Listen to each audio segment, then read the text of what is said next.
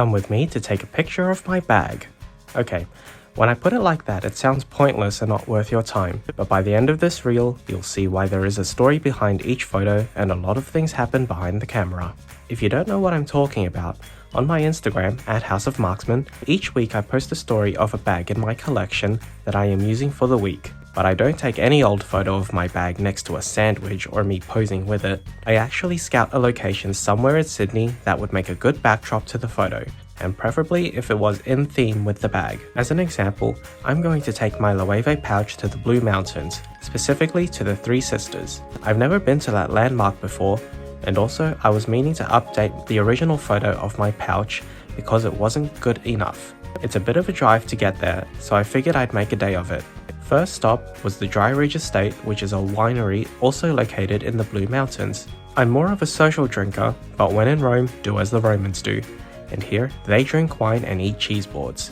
After a 2-hour drive, we get to the winery, which itself felt like we were so far away from civilization, but the vineyard looks so beautiful and the bushland so picturesque.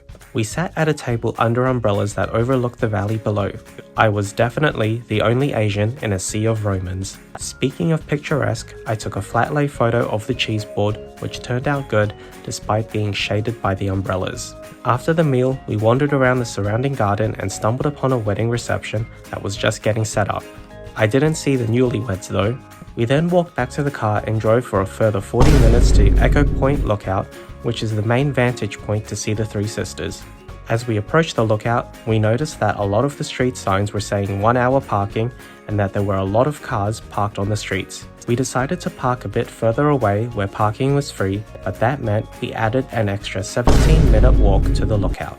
The last few meters of the walk, we saw tour buses and whole groups of people walking towards one spot, and so we followed them. I looked over the rails and there they were, the Three Sisters, something that I had only ever seen on TV and in pictures. Calling the view breathtaking is an understatement.